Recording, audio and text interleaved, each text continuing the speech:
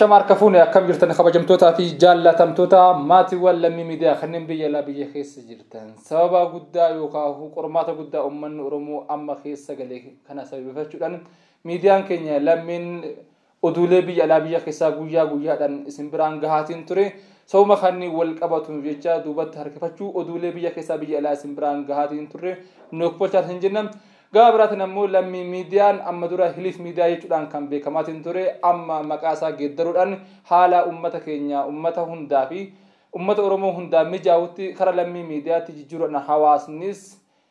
biyya keessaa kan biyya alaa yaada isaanii ulaataniif lammii miidiyaan akka baay'ee isaan gammachiisee fi maqaa bareedaa fi maqaa hawaa turan ta'ullee nuuf ibsan. Egaan kabajamtootaa fi jaallatamtoota maatiiwwan keenya guyyaa har'aa odeeffannoo garaagaraa qabannee isiniif dhiyaannaa keessattuu handhuura Oromiyaa magaalaa Finfinnee fi naannoo Wachiitti fi guutuu Oromiyaa keessaa odeeffannoo garaagaraa qabannee isiniif dhiyaanna. Egaan kabajamtootaa fi jaallatamtoota maatiiwwan lammii miidiyaa kan daawwachaa jirtan lammii miidiyaan jechaan osoo hin taane gochaan uummata isaa halkanii guyyaa tajaajiluudhaaf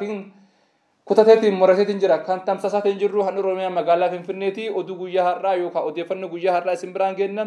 an oduu sana wajjin Haydar Abdi Bilisummaatiin nu wajjin turtii gaarii.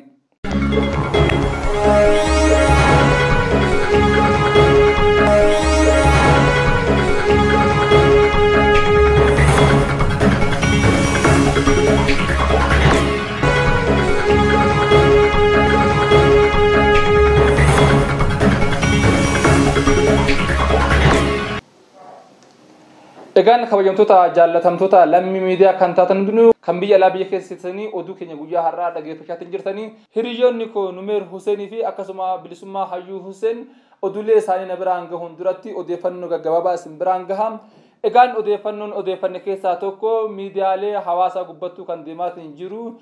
hayyuu beekamaa fi qabsaa falmaa mirga ilmaan kan ta'e Ustaad Raayyaa Abbaa Maccaa barruu gabaabaa isaan guyyaa kaleessaa barreessanii social media gubbaatti akka jechaatti fayyadamuudhaan kan deemaatiin jiran. Egaan Ustaad Raayyaa Abbaa Maccaa barruu gabaabduu guyyaa kaleessaa barreessan keessatti dhabamna malee gateetti ba'aa kaleessaa ofirratti hin deebifnu baadhachuuf qophii miti of ta'us dadhabnu jara taanee jiraachuudhaaf qophiidhaa miti jechuudhaan Ustaad Raayyaa Abbaa Maccaa miidiyaalee hawaasaa gubbatti kan barreessaati yookaan uummanni itti fayyadamaatiin jiran jechuudha ajaa'ibaa ta'uudhaan.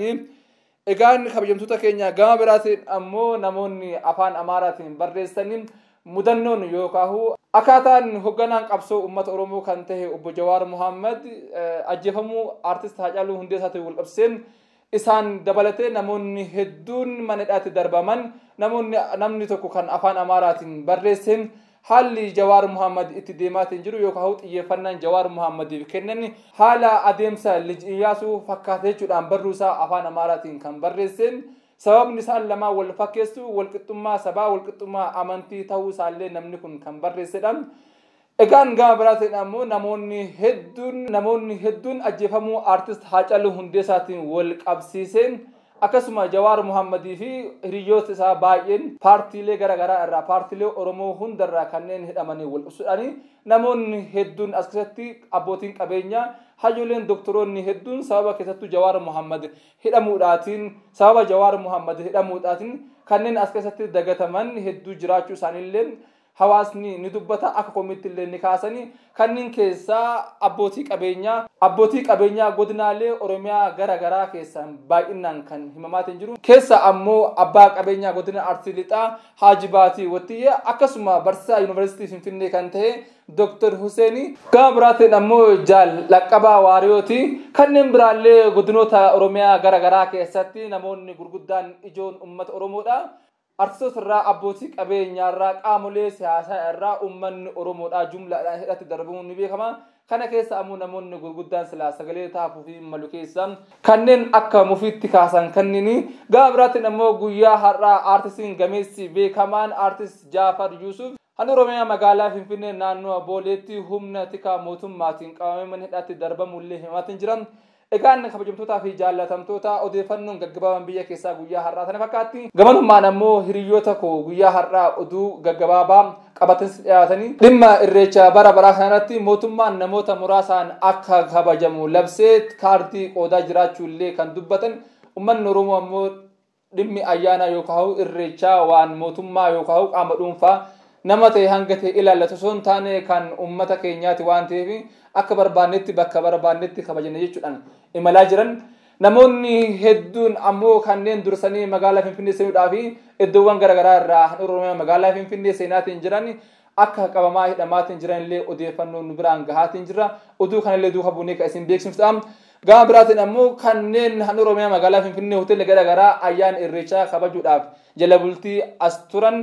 kanneen mana hoteela garaagaraa irraa qabamanii hidhatti darbamaa jiran illee jiraachuullee odeeffannoon garaagaraa nu bira gaheetiin jiran egaan kabajamtoota daawwattoota lammii miidiyaa kan taatan hundumti keessanuu odeeffannoon gaggabaabaan guyyaa har'aa qabadhe fakkaatti